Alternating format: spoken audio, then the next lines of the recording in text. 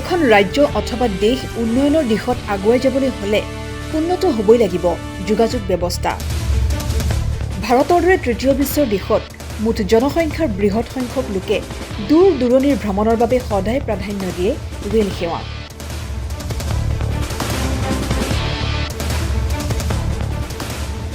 দেশৰ বিভিন্ন ৰাজ্যত উন্নত ৰেল সেৱাই যোগাযোগ ব্যৱস্থা বহু পৰিমাণে সুচল কৰিছে।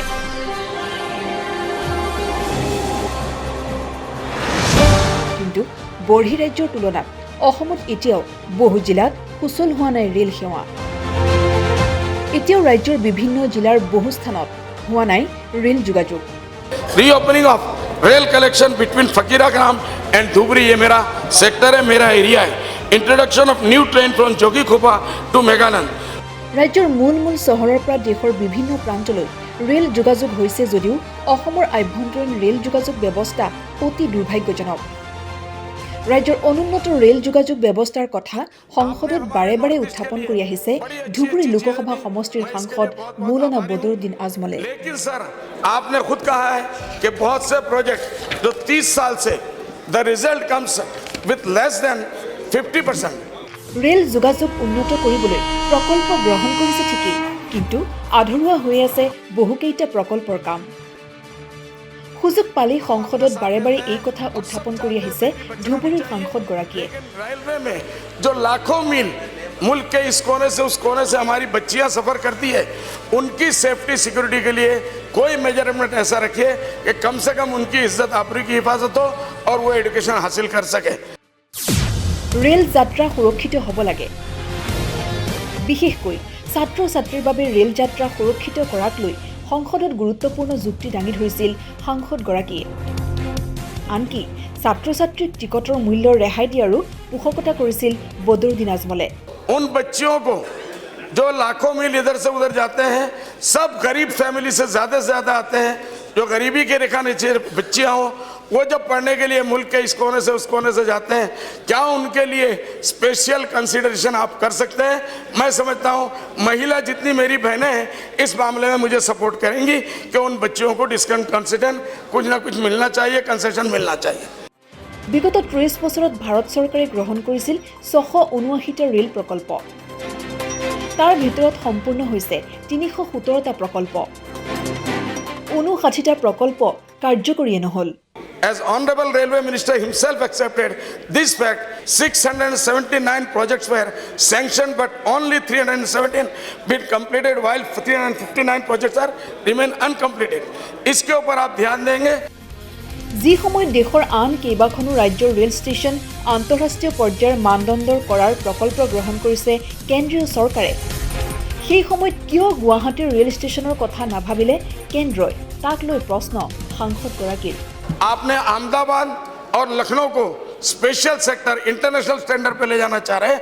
मैं गुवाहाटी के बारे में आपसे रिक्वेस्ट करूंगा कि गुवाहाटी के बारे में आप जरूर सोचें और इसको इसके अंदर शामिल करें।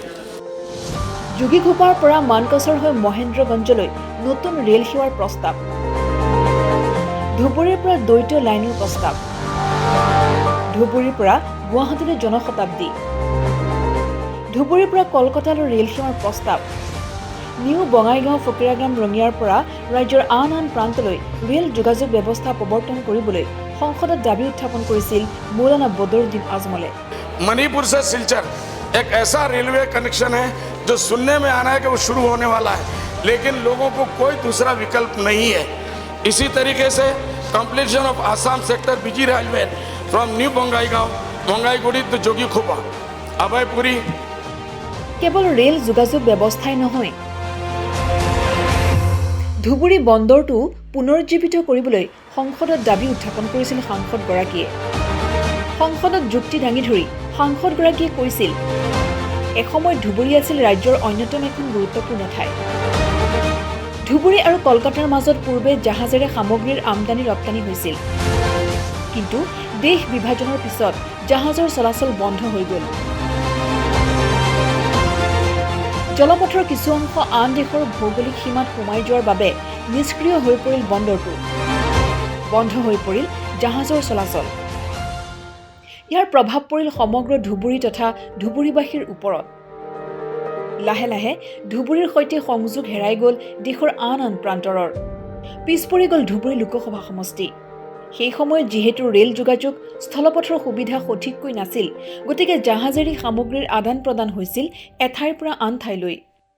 सर असम के लोग धुबरी पोर्ट से स्टोन्स, वेजिटेबल, जूट, राइस वगैरह का एक्सपोर्ट का काम करते थे। इसकी वजह से इलाके में बड़ी खुशहाली थी, चहल पहल थी। वहाँ के लोग माली एतबार से बहुत मजबूत थे, फाइनेंशियल एतबार से। मगर सर मैं आपके माध्यम से ये कहना चाहता हूँ, मुल्क की तकसीम के बाद, पार्टीशन के बाद धुबरी और कोलकाता के बीच में शिप्स का रास्ता बंद हो गया, जो कि इम्पोर्टेंट पॉइंट था, क्योंकि वाटरवे का कुछ हिस्सा दूसरे मुल्क में चला गया।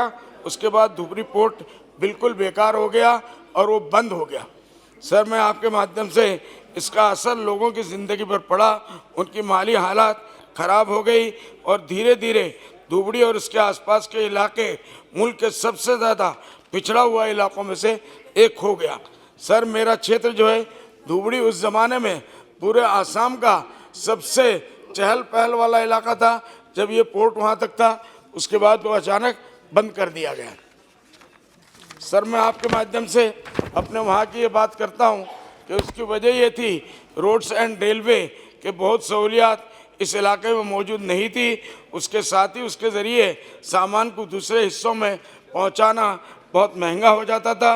दूसरे मुल्क में भी उसको भेजने की कोई सूरत नहीं थी, इसलिए उनकी माली हालत दिन ब दिन गिरती चली गई। তিনিটাকৈ কাৰ্যকাল ধুবুৰীৰ সাংসদ হিচাপে থাকি ধুবুৰীবাসীৰ কষ্ট মৰ্ম বেদনা উপলব্ধি কৰি ধুবুৰীবাসীৰ সমস্যা দূৰীকৰণৰ বাবে এইদৰেই সংসদত বাৰে বাৰে দাবী উত্থাপন কৰি আহিছে সাংসদ মৌলানা বদৰুদ্দিন আজমলে। और मुझे खुशी है कि सरकार ने धुबरी पोर्ट को रिवाइव करने के लिए फंड दिया और फिर उससे बिजनेस एक्टिविटी शुरू हुआ, जो मिनिस्टर साहब जानते हैं। सर मगर अभी भी उसमें इम्प्रूवमेंट की बहुत ज़रूरत है, वहाँ मज़ीद सहूलत के लिए फ़ंड की ज़रूरत है। इसलिए मैं सरकार से मांग करता हूँ मिनिस्टर साहब के आपके माध्यम से कि वो इसके लिए फ़ंड दिया दे, ताकि धुबरी पोर्ट एक बार फिर से इलाके के लोगों के लिए बिजनेस पॉइंट बने।